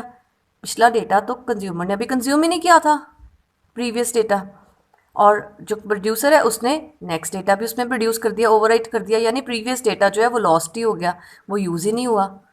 ठीक है, तो एक तो ये प्रॉब्लम आ सकती है। अगर प्रोड्यूसर फास्टली डेटा प्रोड्यूस कर रहा है और कंज्यूमर इतनी जल्दी कंज्यूम नहीं कर पा रहा, तो प्रोड्यूसर क्या करेगा? ओवरराइट करता जाएगा और कंज्यूमर का डेटा मिस होता जाएगा। दूसरी बात, अगर कंज्यूमर फास्ट है और प्रोड्यूसर स्लो है, प्रोड्यूसर ने डेटा प्रोड्यूस किया, कंज्यूमर ने कंज्यूम कर लिया, कंज्यूमर इतना फास्ट है कि उसने दोबारा फिर से वही डेटा कंज्यूम कर लिया, फिर से वही कंज्यूम कर लिया, प्रोड्यूसर ने अभी नेक्स्ट जनरेट ही नहीं किया था, तो पिछले डेटा को ही वो बार बार कंज्यूम करी जा रहा है, ये समझ के कि ये नया डेटा है। ठीक है, सो ये 2 प्रॉब्लम्स आ सकती हैं। So the problems are data may be lost if producer thread stores new data into the shared object before the consumer thread consumes the previous data. So consumer thread ने previous data को consume ही नहीं किया था कि producer thread ने new data उस पर update कर दिया। और the data may be incorrectly duplicated if consumer thread consumes the data again and again before the producer thread produces the next value. कि कंज्यूमर फास्ट है और वो डेटा को उसी डेटा को बार बार रीड करी जा रहा है, ये समझ के कि न्यू डेटा है, क्योंकि आपस में इंटरेक्शन नहीं है, ठीक है। Hence, there is a need that both producer and consumer threads communicate with each other in such a way that the producer thread informs the consumer thread about generation of new data. दोनों आपस में ऐसे interact करें कि जब भी producer thread एक नया डेटा प्रोड्यूस करता है तो वो कंज्यूमर को बताए, and the consumer thread informs the producer about the consumption of same data so that the producer thread can produce new data. कि जब भी producer thread new data produce कर रहा है शेयर्ड रिसोर्स में, वो कंज्यूमर को बताए कि एक नया डेटा आ गया है, और जब कंज्यूमर उसको कंज्यूम कर लेता डेटा को तो वो प्रोड्यूसर को बताए कि मैंने कंज्यूम कर लिया है, ताकि प्रोड्यूसर नेक्स्ट डेटा डाल सके शेयर्ड रिसोर्स में। सो इस तरह की कम्युनिकेशन को, ये टू थ्रेड्स हैं प्रोड्यूसर एंड कंज्यूमर, आपस में कम्युनिकेट करेंगे तो that is known as inter thread communication. Now see what is inter thread communication. It is use to allow synchronized threads. अब ये सिंक्रोनाइज्ड वर्ड, हमने सिंक्रोनाइजेशन पढ़ी, हमने किया था मेथड लेवल सिंक्रोनाइजेशन कर लो या ब्लॉक लेवल कर लो। सो अगर सिंक्रोनाइज ब्लॉक या मेथड्स हैं तो उनके थ्रेड्स आपस में कम्युनिकेट करें, ठीक है। सिंक्रोनाइज्ड हम क्यों करते हैं? सिंक्रोनाइज इसलिए करते हैं ताकि कॉमन रिसोर्स को एक टाइम पे एक ही थ्रेड यूज़ करें, ठीक है। अब प्रोड्यूसर ने सपोज करो शेयर्ड रिसोर्स पे लॉक किया, शेयर्ड रिसोर्स में डेटा डाला, ठीक है। अब वो शेयर्ड रिसोर्स को रिलीज़ कर दे और कंज्यूमर को बता दे कि मैंने डेटा डाल दिया। अब कंज्यूमर थ्रेड शेयर्ड रिसोर्स पे लॉक लगाए, डेटा को रीड करे या कंज्यूम करे और लॉक छोड़ दे और प्रोड्यूसर को बताए कि लॉक रिलीज़ हो गया और डेटा भी कंज्यूम हो गया। तो सिंक्रोनाइज थ्रेड्स के केस में इंटर थ्रेड कम्युनिकेशन की ज़रूरत पड़ती है ना। इंटर थ्रेड कम्युनिकेशन अब करते कैसे हैं? आपको रीज़न क्लियर हो गया इंटर थ्रेड कम्युनिकेशन क्यों चाहिए? इसलिए चाहिए ताकि थ्रेड्स आपस में इंटरेक्ट कर सकें और कुछ किसी तरह की जो प्रॉब्लम्स हैं ये ना आए। अब इंटर थ्रेड कम्युनिकेशन जावा में करनी कैसे है? Inter thread communication is done with the help of 3 methods. Inter thread communication करने के लिए जावा में 3 मेथड्स हैं। एक है वेट, एक है नोटिफाई, एक है नोटिफाई ऑल। ये समझाने से पहले ना मैं आपको एक प्रैक्टिकल एग्जांपल लेती हूँ। लेट अस सपोज आपने अमेज़ॉन पे या किसी और शॉपिंग वेबसाइट पे एक चीज़ पसंद कर ली। लेट अस सपोज आपने एक ड्रेस पसंद कर ली, ठीक है। आपको ड्रेस बहुत अच्छी लगी, ठीक है। आप जैसे ही ऑर्डर करने लगे वो ड्रेस आउट ऑफ स्टॉक हो गई, फाइन। पर आपको वो ड्रेस इतनी अच्छी लगी कि आप बार बार आधे आधे घंटे बाद खोल के देख रहे हो कि क्या वो ड्रेस दोबारा इन स्टॉक आई, क्या वो इन स्टॉक आई, अभी भी आउट ऑफ स्टॉक है। फिर आप थोड़ी देर बाद फिर देखोगे क्या वो स्टॉक में आई, बिकॉज आपको वो इतनी पसंद है। तो आपका कितना टाइम वेस्ट हो रहा है बार बार चेक करने में कि क्या दोबारा वो स्टॉक में आई कि नहीं आई। तो अमेज़ॉन ने क्या किया हुआ है, अमेज़ॉन ने ना एक बड़ी अच्छी ऑप्शन बनाई हुई है। एक बटन होता है, उस पर लिखा होता है नोटिफाई मी। उसका मतलब होता है कि जब ये ड्रेस अवेलेबल हो तो मुझे मैसेज आ जाए, ताकि मैं बार बार ना चेक करूं, अपने आप ही जब ड्रेस अवेलेबल हो मुझे मैसेज आ जाए। सो यही थोड़ा सा कंसेप्ट है वेट एंड नोटिफाई का। So let us see. सबसे पहले these methods are defined inside java.lang.object class. java.lang package की ऑब्जेक्ट क्लास के तीनों मेथड्स हैं, फाइन। और ये सिंक्रोनाइज मेथड्स या सिंक्रोनाइज ब्लॉक के अंदर ही कॉल होते हैं, ठीक है। ये मेथड्स उसी क्लास में कॉल हो सकते हैं या उसी ब्लॉक में या उसी मेथड के अंदर इनको हम कॉल कर सकते हैं, वेट, नोटिफाई ऑल को, जो ब्लॉक्स या मेथड सिंक्रोनाइज्ड हैं, अदरवाइज नहीं, ठीक है। Now let us come back to the producer consumer problem. Producer consumer problem के केस में ये जो फंक्शंस हैं वेट, नोटिफाई, ये कैसे चलेंगे?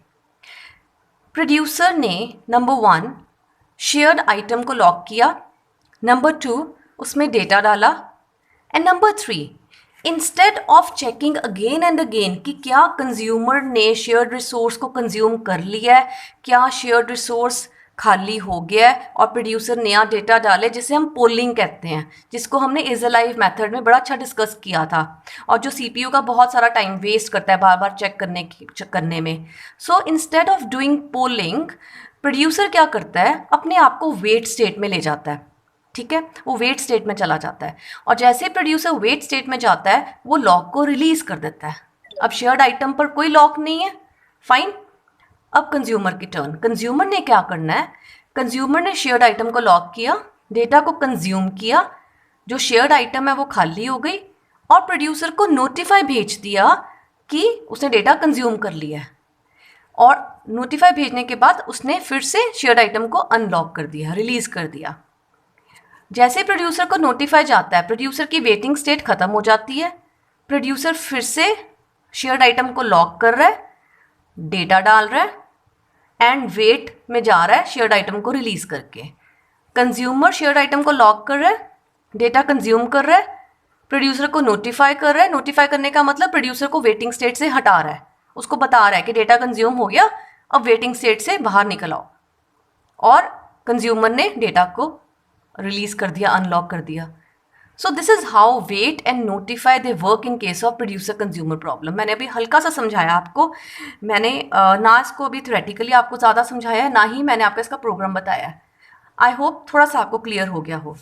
Now let us discuss these three methods that are wait, notify and notify all. Fine. Now first of all wait method. Fine. Wait method जो होता है इसको हमने mission that is a public method and that is final method.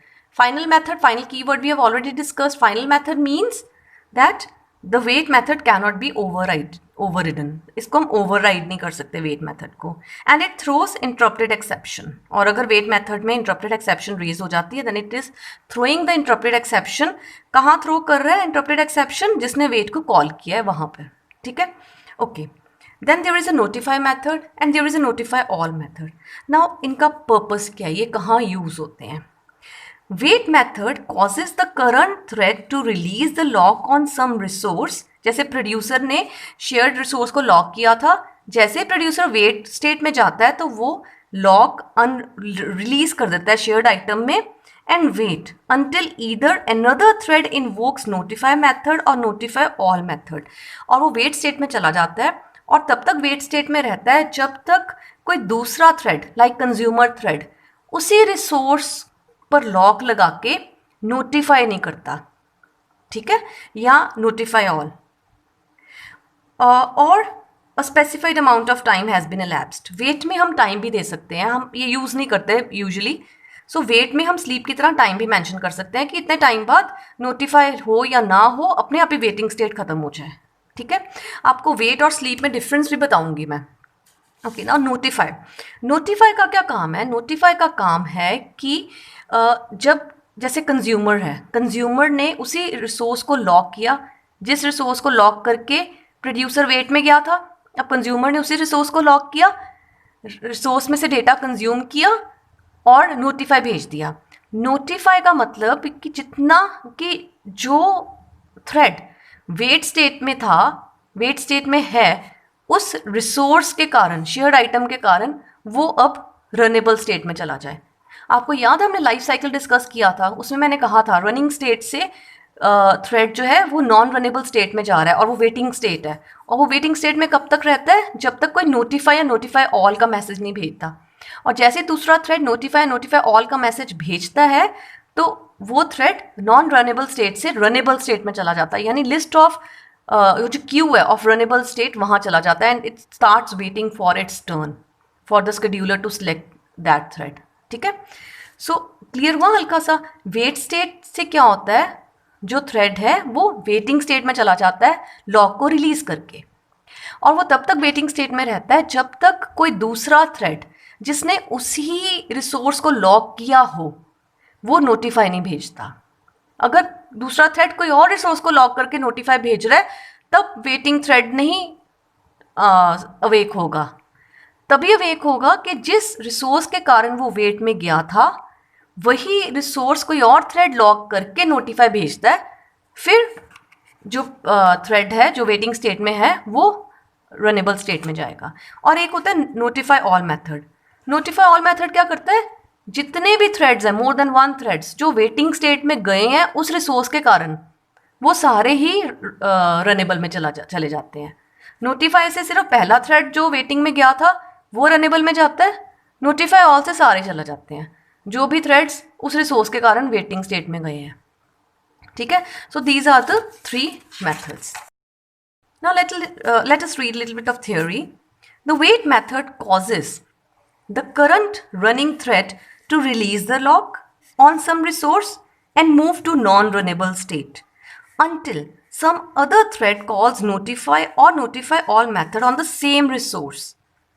After that, the thread again moves to runnable state and waits for its turn to be selected by CPU scheduler for execution and gaining access to same resource. वो runnable state में चला जाता है जब भी notify call होता है और अपनी turn की wait करता है ताकि फिर से मेरी turn आए और मैं उस resource को दोबारा access कर सकूं.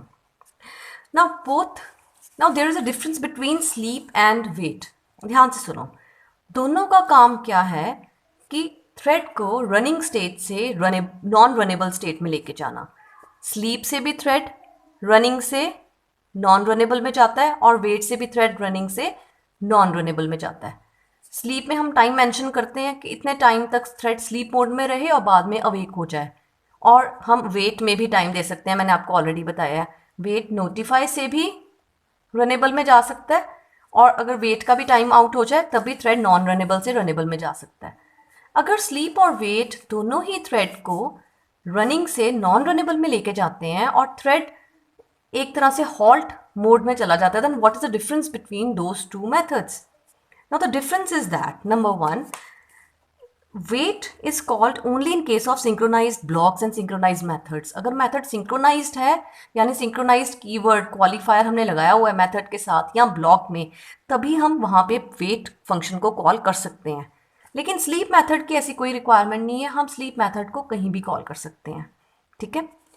Wait method releases the lock और मॉनिटर. वेट मेथड रनिंग से नॉन रनेबल में जाने से पहले लॉक को रिलीज करके जाता है. ठीक है. लेकिन स्लीप मेथड लॉक को रिलीज नहीं करता. अगर थ्रेड ने लॉक किया हुआ है कोई शेयर्ड रिसोर्स, तो स्लीप में जाने के बाद वो लॉक रिलीज नहीं करता. याद है आपको, मैंने आपको सिंक्रोनाइजेशन वाला प्रोग्राम करवाया था, सिंक्रोनाइज्ड. उसमें आपने देखा था कि T1 थ्रेड ने क्या किया, न्यू बैलेंस में बैलेंस प्लस अमाउंट किया और स्लीप मोड में चला गया. और जैसे स्लीप से उठा तो अगली स्टेटमेंट कंटिन्यू हुई, यानी कि थ्रेड ने लॉक को रिलीज नहीं किया था. ठीक है. And another difference is wait is the method of object class and sleep is the method of thread class. Then wait is a non-static method, sleep is a static method. Wait is a non-static method means wait को call करने के लिए हमें object चाहिए और sleep is a static method means sleep को call करने के लिए हमें class name चाहिए. याद है static method, non-static method I have already discussed with you. So thread gets awake when notify or notify all method is called. And the sleep does not get awake with notify or notify all method, rather after specific amount of time sleep is completed. ठीक है. Wait में भी हम time लगा सकते हैं. ठीक है. बट हम उसको बहुत रेयरली यूज करते हैं. Now let us discuss the program for inter-thread communication. बहुत सारी बुक्स देखी हैं मैंने, बहुत कॉम्प्लिकेटेड प्रोग्राम्स दिए होते हैं इंटर-थ्रेड कम्युनिकेशन के, तो मैंने थोड़ा सा सिंपल करने की कोशिश की है प्रोग्राम को. Let me explain you. बाकी एक एक स्टेप मैं आपको तब समझाऊंगी जब हम इस प्रोग्राम को एग्जीक्यूट करेंगे फ्रॉम द मेन फंक्शन. अभी हल्का सा ओवरव्यू देती हूँ. There is a class that is customer and in customer there is a data member amount और उसमें हमने 10,000 डाल दिया. ये एक्चुअली शेयर्ड रिसोर्स होने वाला है. ये हमारा शेयर्ड रिसोर्स है. ठीक है. जिसको 2 थ्रेड्स यूज करेंगे. Then there is one method named withdraw और ये मेथड सिंक्रोनाइज्ड है. What does that mean? Synchronize का मतलब है कि इस मेथड को एक टाइम पे एक ही थ्रेड यूज करेगा या एक ही थ्रेड एग्जीक्यूट करेगा. जब तक वो पूरा एग्जीक्यूट नहीं कर लेगा विदड्रॉ फंक्शन दूसरे थ्रेड को नहीं मिलेगा. That is synchronized. और इसमें अमाउंट एज अ पैरामीटर आ रहा है. Now this amount and this amount they are different. ये एक फॉर्मल पैरामीटर है और ये डेटा मेंबर है क्लास का. ठीक है. इसको मैं और क्लियर करूंगी. ओके. विदड्रॉ फंक्शन में कुछ इंस्ट्रक्शंस हैं. ये हम जब फंक्शन को रन करेंगे, एग्जीक्यूट करेंगे तभी बताऊंगी. Then there is another function that is deposit. ठीक है. और ये भी सिंक्रोनाइज्ड है. इट मीन्स एक टाइम पे एक ही थ्रेड डिपॉजिट फंक्शन को एग्जीक्यूट करेगा, दूसरा वेट करेगा. ठीक है. So there are 2 functions, 2 methods, both are synchronized of class customer. Fine. Now let us discuss the main function. Now for the main function we have created a class that is test और इसमें main function पड़ा हुआ है. ठीक है. Main function में हमने customer class का एक ऑब्जेक्ट बना दिया, ठीक है। ओके, अब कस्टमर क्लास का जो ऑब्जेक्ट बना, जब ये डिक्लेयर हुआ तो इसको मेमोरी स्पेस मिलेगी। तो सी को किन चीज़ों के लिए मेमोरी स्पेस मिलेगी? सी को उन चीज़ों के लिए या वो डेटा मेंबर्स के लिए मेमोरी स्पेस मिलेगी जो कस्टमर क्लास के हैं। कस्टमर क्लास में एक ही डेटा मेंबर था, अमाउंट, और वो भी इंटीजर टाइप का। सो सी को 4 बाइट्स अमाउंट के लिए मिलेंगे और साथ में ही सी के अमाउंट में 10,000 वैल्यू चली जाएगी, ठीक है। ओके, उसके बाद ना हमने 2 एनोनिमस थ्रेड्स बनाए। ये एक न्यू कंसेप्ट है, इसको मैं आपको अभी क्लियर करती हूँ।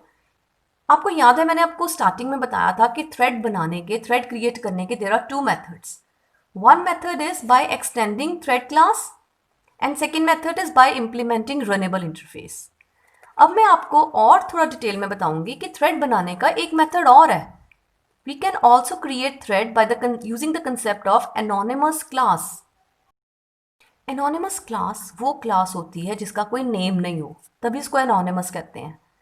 एनोनिमस क्लास बनाने का मेथड क्या है, तरीका क्या है, दैट अब देखो एनोनिमस क्लास को भी हम 2 वे से बना सकते हैं। या तो थ्रेड क्लास से इनहेरिट कर लें, एक्सटेंड कर लें, या फिर रनेबल इंटरफेस से इम्प्लीमेंट करवा लें। अभी मैं आपको सिर्फ थ्रेड क्लास से एनोनिमस क्लास कैसे बनानी है वो बताऊंगी, बाकी मैं एनोनिमस क्लासेस का टॉपिक इसके बाद आपको डिस्कस करूंगी, ठीक है। सो हमने एक क्लास बनाई, नेमलेस क्लास। इस क्लास का कोई हमने नेम नहीं दिया, बट ये जो सिंटेक्स है ये क्या बता रहा है कि ये जो न्यू क्लास बनाई है हमने नेमलेस, इसका हमने कोई नेम नहीं दिया, वो थ्रेड से एक्सटेंड हो रही है। So new thread means we are creating a class that is extending from thread class, वो थ्रेड से एक्सटेंड हो रही है। और इस क्लास में हमने रन फंक्शन लगाया है, क्योंकि थ्रेड क्लास है इसमें रन फंक्शन होगा। और रन फंक्शन में हमने क्या स्टेटमेंट दी है? C dot withdraw. Okay, c object dot withdraw function हम कॉल करवा रहे हैं और 15,000 ऐसा पैरामीटर सेंड कर रहे हैं। और इस थ्रेड को हमने स्टार्ट कर दिया। इस थ्रेड को स्टार्ट करने का मतलब ये थ्रेड मेन फंक्शन के साथ रनेबल क्यू में चला गया। रनेबल क्यू में मेन फंक्शन भी है और ये वाला थ्रेड भी है, तो ये वाला थ्रेड मेन फंक्शन के साथ रनेबल क्यू में चला गया, ठीक है। उसके बाद हमने एक और थ्रेड बनाया, this is also anonymous thread, जिसमें रन फंक्शन जो है वो डिपॉजिट फंक्शन को कॉल कर रहा है और उस थ्रेड को भी हमने स्टार्ट कर दिया। एनोनिमस थ्रेड में ना हम क्लास के अंदर, वैसे ये क्या होता है, ये एक एनोनिमस क्लास है, ठीक है। Anonymous class means the class that is not having any name. और ये इनर क्लासेस होती हैं। इनर क्लास का मतलब हम किसी मेथड के अंदर क्लास बना सकते हैं। हमने देखो मेन मेथड के अंदर 2 इनर क्लासेस बनाई हैं, ये न्यू कंसेप्ट है आपके लिए। और इस क्लास में हम रन फंक्शन कॉल कर रहे हैं, ठीक है। तो एक थ्रेड का run function withdraw function call करेगा और एक थ्रेड का run function deposit function call करेगा। दोनों थ्रेड्स को हमने स्टार्ट कर दिया, यानी अब स्टार्ट यानी कि अब रनेबल क्यू में पहला एनोनिमस थ्रेड भी है, दूसरा एनोनिमस थ्रेड भी है और मेन फंक्शन भी है, ठीक है। चलो अब देखो, सबसे पहले फर्स्ट थ्रेड सीपीयू ने पिक किया, ठीक है, और विड्रॉ फंक्शन एग्जीक्यूट हुआ। विड्रॉ फंक्शन में क्या पैरामीटर जा रहा है? 15,000। सो 15,000 एज अ वैल्यू जा रही है विड्रॉ फंक्शन में। सो let us see that. So withdraw में कितनी अमाउंट गई? 15,000, ठीक है। Now system dot out print line, सबसे पहले मैसेज प्रिंट होएगा गोइंग टू विड्रॉ। तो देखो सबसे पहले आउटपुट, अभी कुछ काम नहीं हुआ, जस्ट एक मैसेज आया गोइंग टू विड्रॉ, आउटपुट आ गई कि विड्रॉ होने वाला है, विड्रॉ शुरू होने वाला है। विड्रॉ मीन्स मनी निकालना, ठीक है। Now next statement is if this dot amount is less than amount. अब देखो इसका क्या मतलब, this is a formal parameter जिसमें 15,000 है, 15,000 है और ये डेटा मेंबर है जिसमें 10,000 पड़ा हुआ है, ठीक है। अब देखो हम विड्रॉ करने की कोशिश कर रहे हैं, हमारे अकाउंट में 10,000 पड़े हैं लेकिन हम 15,000 विड्रॉ करने की कोशिश कर रहे हैं, तो विड्रॉ नहीं ना होगा। तो लेट अस सी हाउ, ठीक है। मैंने सेम नेम इसलिए रखे हैं ताकि मैं आपको दिस ऑपरेटर का पर्पस क्लियर कर सकूं, और इसको मैंने पहले भी आपको करवाया हुआ है जब हमने ऑब्जेक्ट्स एंड क्लासेस का चैप्टर किया था। अब ध्यान से सुनो, if this dot amount, this dot amount ये किस अमाउंट को कहा गया है? ये क्लास के डेटा मेंबर को कहा गया है। This dot amount means this amount is less than this amount, यानी कि हमारे अकाउंट में अगर जितनी अमाउंट है वो विड्रॉ अमाउंट से कम है, तो हम विड्रॉ नहीं कर सकते। दिस डॉट अमाउंट कितनी है 10,000 और अमाउंट कितनी है 15,000, यानी है हमारे पास 10,000 लेकिन हम विड्रॉ कितना करना चाहते हैं 15,000। हमारी अकाउंट में अमाउंट कम है, विड्रॉ हम ज़्यादा करना चाहते हैं, तो क्या होगा, तो मैसेज प्रिंट होगा less balance waiting for deposit, कि वेट करते हैं कोई और डिपॉजिट करेगा मनी तब हम विड्रॉ कर सकते हैं। ठीक है, सो देखो आउटपुट आ गई less balance waiting for deposit. Fine. उसके बाद अच्छा ट्राई का ना टी छोटा है, ये स्मॉल टी है, यहाँ पर वो एंटर की प्रेस हो गई थी तो टी कैपिटल हो गया होगा, अदरवाइज ट्राई हमेशा स्मॉल टी से होता है। तो ट्राई ब्लॉक में हमने वेट कॉल कर दी। Now this is wait function, यानी कि अभी तो अकाउंट में अमाउंट कम है, ठीक है, अगर कोई डिपॉजिट कर देता है और टोटल अमाउंट 15,000 बन जाती है, ठीक है, तब तक वेट करो। तो ये जो थ्रेड है ये वेट स्टेट में चला गया और इसने विड्रॉ फंक्शन को रिलीज कर दिया। और वेट हमेशा ट्राई कैच में लगानी है क्योंकि वेट में एक्सेप्शन रेज हो सकती है। कौन सी एक्सेप्शन रेज हो सकती है, इंटरप्टेड एक्सेप्शन। तो हमने इंटरप्टेड एक्सेप्शन की बजाय एक्सेप्शन लिख दिया बिकॉज इस क्लास में ही सारे एक्सेप्शन आ जाती हैं।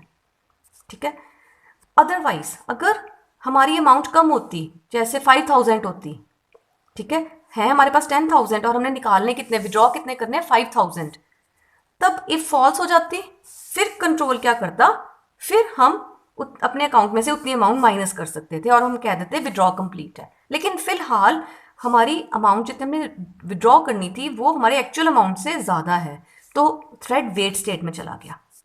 और आपको पता है वेट स्टेट से बाहर कब आता है, जब कोई इसी रिसोर्स पे अमाउंट पे नोटिफाई चलाए। चलो लेट अस सी। अब एक और थ्रेड पड़ा हुआ है क्यू में, ठीक है, एक और थ्रेड भी तो हमने स्टार्ट किया था, तो वो थ्रेड एग्जीक्यूट होना शुरू हो जाएगा क्योंकि पहला थ्रेड तो वेट स्टेट में चला गया। तो उस थ्रेड ने अपना रन फंक्शन चलाया और डिपॉजिट फंक्शन कॉल हो गया, और डिपॉजिट में कितनी अमाउंट जा रही है 10,000, यानी हम अकाउंट में जिसमें 10,000 ऑलरेडी पड़े थे उसमें 10,000 और डाल रहे हैं। कैसे, सी डिपॉजिट फंक्शन कॉल हुआ, अमाउंट 10,000 आई, ठीक है, मैसेज आया going to deposit, so output आ गई गोइंग टू डिपॉजिट। फाइन।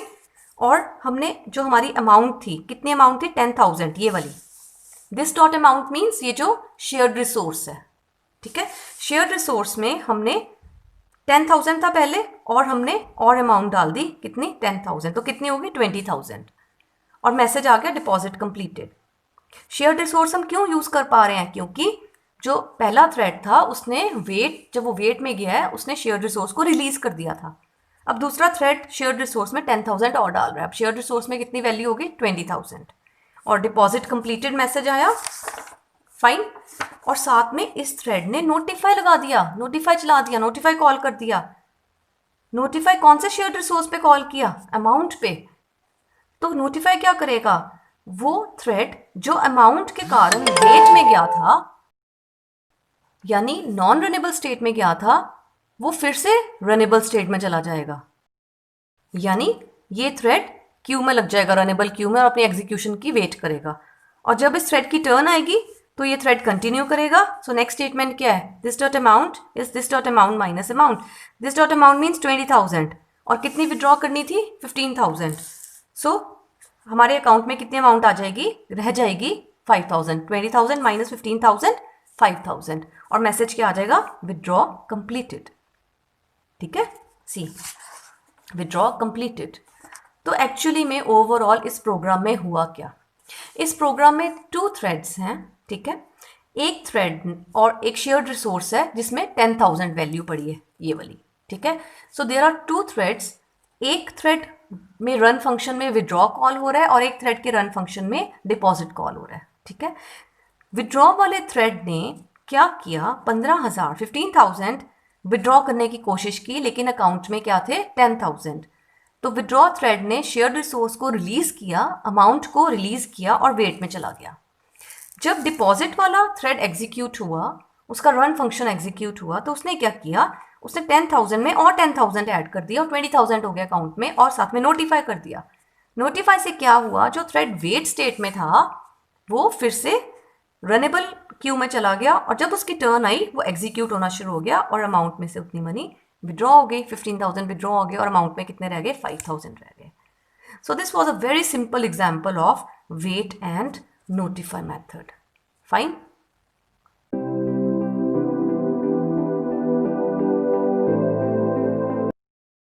अब मैं आपको थोड़ा सा ना एनोनिमस क्लास के बारे में बताऊंगी। जो हमने अभी लास्ट प्रोग्राम में एनोनिमस क्लास यूज़ की थी, the class which was created without any name, जो क्लास का कोई नेम नहीं होता उसे एनोनिमस क्लास कहते हैं। और जो थ्रेड इस तरह बनता है उसे एनोनिमस थ्रेड कह देते हैं। Now creating thread using anonymous class. So we have already studied two ways of creating a thread in Java. One is by extending the thread class and another is by implementing runnable interface. There is also a third method to create a thread. We can also create a thread by using the concept of anonymous class. That is a class with no name, जिसका कोई name नहीं होता. And such thread is called anonymous thread. जो anonymous class के concept से thread बने उसे anonymous thread कहते हैं, यानी उस thread का कोई name नहीं है, वो अपना काम कर रहा है, स्टार्ट हो रहा है, अपना काम कर रहा है और फिर बाद में एग्जिट हो रहा है. अब एनोनिमस क्लास के कंसेप्ट से थ्रेड कैसे बनाना है. So creating an anonymous thread. Fine. Now there are two ways to create an anonymous thread. The first way is by creating an anonymous class. सबसे पहले हम एनोनिमस क्लास बनाएं, ठीक है, which has extended the thread class. So सबसे पहले हम thread class से एक्सटेंड करवा के अपनी एक एनोनिमस क्लास बनाएं. एनोनिमस क्लास आप देखोगे वो क्लास जिसमें कोई नेम नहीं हम मेंशन करेंगे क्लास का, ठीक है.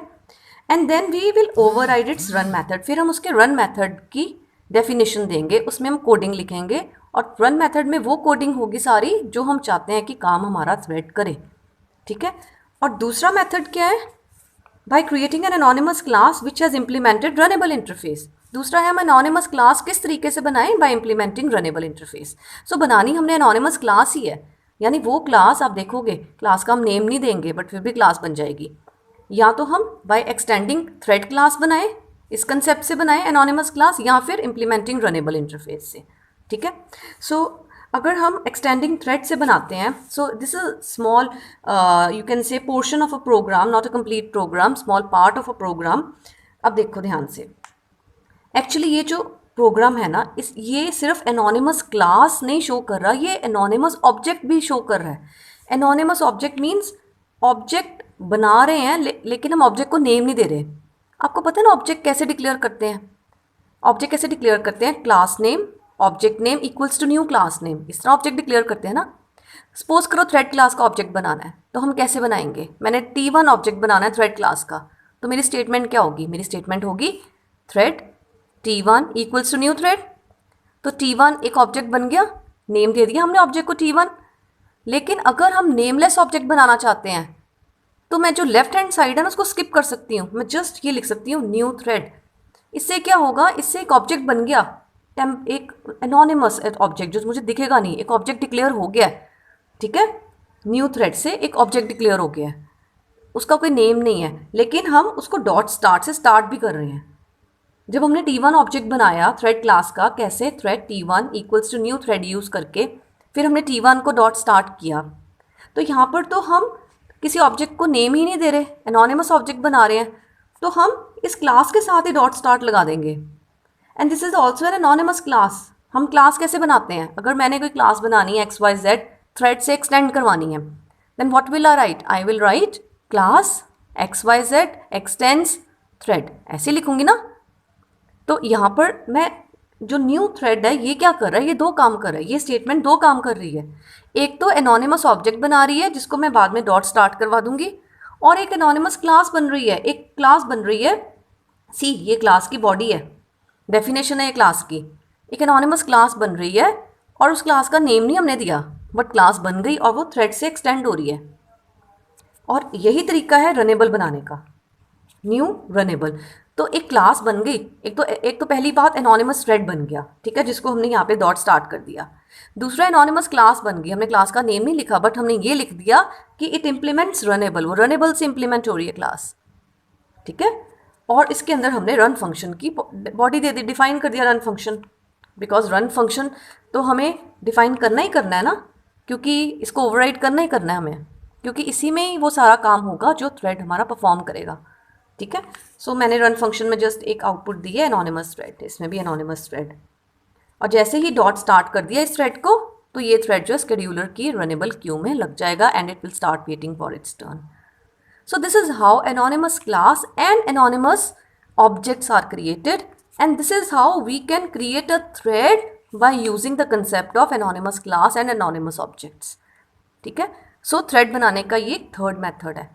आप चाहो तो जब भी आपको क्वेश्चन आए how can you create a thread, तो 2 मेथड्स तो ऑलरेडी आपने स्टार्टिंग में देख लिए हुए हैं, तो आप इस मेथड को भी लिख सकते हो as a third method to create a thread. Fine, so this was all about how to create a thread using anonymous class and anonymous object. ये मुझे क्यों करवाना पड़ा, बिकॉज जो हमने इंटरथ्रेड कम्युनिकेशन का प्रोग्राम किया था उसमें we were using this concept of anonymous class and anonymous thread, इसलिए मुझे आपको इसको समझाना भी पड़ा, और इसको आप as a third technique to create a thread में भी यूज़ कर सकते हो। Fine, now the last topic of multi threading is deadlocks.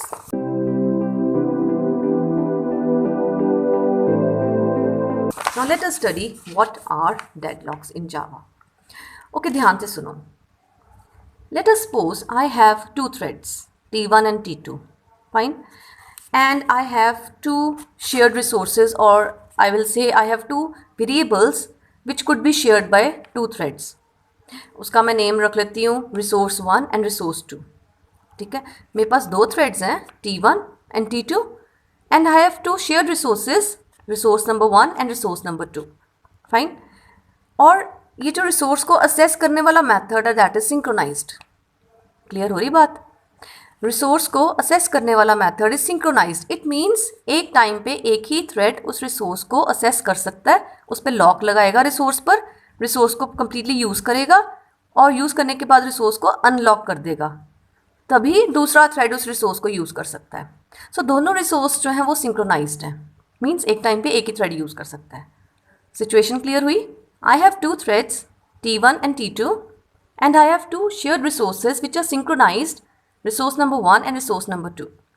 Now suppose thread 1 ने resource 1 पर lock लगाया हुआ है and it is using that resource, and thread 2 ने resource 2 पर lock लगाया हुआ है and it is using that resource. अब thread 1 को proceed करने के लिए, आगे बढ़ने के लिए, it needs resource number 2 to complete its execution, and thread 2 needs resource 1 to finish its execution. Situation clear हुई? अब थ्रेड 1 ने रिसोर्स 1 पे लॉक लगाया हुआ है, थ्रेड 2 ने रिसोर्स 2 पे लॉक लगाया हुआ है। थ्रेड 1 को अपनी एग्जीक्यूशन कंप्लीट करने के लिए रिसोर्स 2 चाहिए, थ्रेड 2 को अपनी एग्जीक्यूशन कंप्लीट करने के लिए रिसोर्स 1 चाहिए। तो ना तो थ्रेड 1 आगे बढ़ पा रहा है ना थ्रेड 2 आगे बढ़ पा रहा है, बिकॉज दोनों ही एक दूसरे के रिसोर्स की वेट कर रहे हैं और अपना रिसोर्स नहीं छोड़ सकते क्योंकि अभी उनकी प्रोसेसिंग कंप्लीट नहीं हुई। So that is a deadlock and that is never ending situation. वो एक समझ लो प्रोग्राम आपका हैंग हो गया, हॉल्ट हो गया। That situation is known as a deadlock. Now let us discuss the theory portion. Deadlock in Java is a part of multi threading. Multi threading का part है, वाई? क्योंकि जब मल्टीपल थ्रेड्स होंगे तभी डेडलॉक होएगा। Deadlock can occur in a situation when a thread is waiting for an object lock that is acquired by another thread, and second thread is waiting for an object lock that is acquired by first thread. Since both threads are waiting for each other to release a lock, the condition is called a deadlock. In other words, deadlock describes a situation where 2 or more threads are blocked forever. क्योंकि कोई भी आगे बढ़ नहीं पा रहा, पहले को आगे बढ़ने के लिए दूसरे का रिसोर्स चाहिए। वो अपना रिसोर्स दूसरा तभी छोड़ेगा जब उसकी प्रोसेसिंग कंप्लीट होगी, फिर ही रिसोर्स को अनलॉक करेगा, लेकिन उसको अपनी प्रोसेसिंग कंप्लीट करने के लिए पहले का रिसोर्स चाहिए। सो डेडलॉक हो गया। ठीक है, that is waiting for each other. Now deadlock situation में rise because of synchronized keyword. ये सिंक्रोनाइज्ड कीवर्ड के कारण आती है। क्यों? क्योंकि हम जब सिंक्रोनाइज्ड वर्ड किसी रिसोर्स के साथ लगा देते हैं, इट मीन्स उस रिसोर्स को एक टाइम पे एक ही थ्रेड यूज़ करेगा, कंप्लीटली यूज़ करके रिसोर्स को अनलॉक करेगा, फिर दूसरा थ्रेड उस रिसोर्स को यूज़ कर सकेगा। It causes the executing thread to block while waiting for a lock or a monitor which is associated with a specific object. So जो executing thread है वो block हो जाता है, वो आगे complete ही नहीं कर पाता अपनी execution. So this is one diagram. Thread 1 is waiting for the resource which is held by thread 2. Thread 2 is waiting for a resource which is held by thread 1. So there is a deadlock. Another diagram. Thread X and thread Y are 2 threads, ठीक है? And A and B are 2 shared resources which are synchronized. Thread X के पास B है, B resource पे उसने lock किया हुआ है. Thread Y ने A resource को लॉक किया हुआ है. Thread Y को आगे प्रोसीड करने के लिए thread B resource चाहिए. It is waiting for B resource. And thread x is waiting for a resource. दोनों अपने रिसोर्स को छोड़ नहीं रहे और एक दूसरे के रिसोर्स की वेट कर रहे हैं। क्यों छोड़ वो सकते नहीं है? क्यों नहीं छोड़ सकते? वो क्यों नहीं अपने रिसोर्स को लीव कर सकते, अनलॉक क्यों नहीं कर सकते? क्योंकि अनलॉक तो तभी होगा ना जब प्रोसेसिंग कंप्लीट होगी, और प्रोसेसिंग कंप्लीट करने के लिए दूसरा रिसोर्स चाहिए उनको, तो इसीलिए डेडलॉक सिचुएशन हो जाती है। Fine. Now one program for that describes the deadlock situation.